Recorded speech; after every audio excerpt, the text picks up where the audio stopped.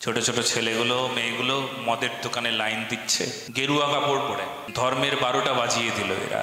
যদি শিব পুরাণ জানতো, যদি শিব জানতো না, তাহলে কখনো কোনোদিনও তারা মদের দোকানে লাইন দিতে পারতো না। অল্প বয়সী বাচ্চারা মনে করছে এই মদ খাওয়াটা বুঝি ধর্ম, বা শিব তিনি মদকে সাপোর্ট করেন, পারমিশন দিয়ে থাকেন, মদ খাওয়া যাবে।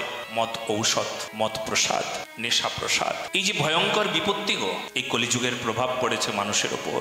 মঙ্গল তখন হবে, সবাই জেনে নিন, যখন ধর্ম সবার কাছে প্রচার হবে। আপনার ছেলেটা, আপনার মেয়েটা তখন জানবে যে শিবের মাথায় কি করে জল দিতে হয় একটু জেনে নাও।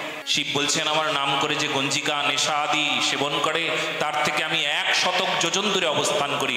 এটা শিব পুরাণের লেখা। শিব পুরাণে শিব নিজে বলছে। আপনার ছেলেটাকে বলুন, মেয়েটাকে বলুন। আপনি মনে করছেন আপনার ছেলে শিবের মাথায় জল ঢালতে যাচ্ছে, বাহ, গেরুয়া কাপড় পরে, সাবধান, ও পাপ করে আসবে, ও অধর্ম করে আসবে, ও অধর্ম করতে যাচ্ছে, লিখে রাখো এটা। মহারাজ বলেন কি? বলে হ্যাঁ, একদম সত্য কথা। সঙ্গ সাথী দেখেছেন কার সঙ্গে যাচ্ছে আপনার ছেলেটা? যদি মদ খায় না, আমার ছেলেটা খুব ভালো, কোনোদিন মদ খায় না, কিন্তু যাচ্ছে কার সঙ্গে?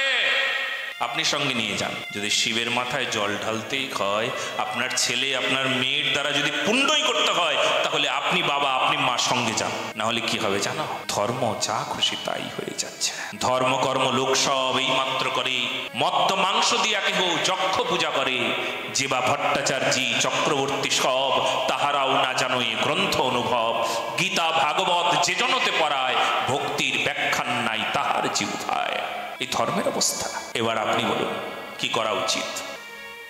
যে ছেলে মেয়েগুলো অল্প বয়সে শিবের মাথায় জল ঢালতে যাচ্ছে, এদের যদি বোঝানো হয়, তাহলে দেখবেন আর শিবের মাথায় জল ঢালতে কেউ যাব না। বলে কেন যাচ্ছিস না কেন? চল।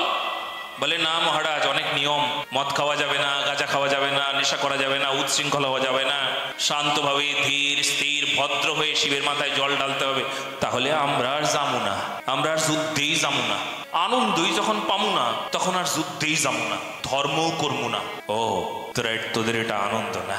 গাঁজা খাওয়া, মদ খাওয়া, উচ্ছৃঙ্খল হওয়া, কি লজ্জাকর দৃষ্টান্ত! ছি ছি ছি ছি ছি। এরপরে বলবেন আপনারা ধর্ম করছেন, আপনার ছেলে আপনার মেয়েরা ধর্ম করছে। যে মদ, যে নেশা কলিকাল মানা হয়, শাস্ত্র যার ঘোর বিরোধী নেশাদ্রব্যকে, আর সেই নেশা কলিকালের মানুষ মহা আনন্দ করে আনন্দ পাচ্ছে, ধর্মের মধ্যে প্রবেশ করিয়ে ফেলেছে। এবার আপনারা বাঁচান, ধর্মকে বাঁচান।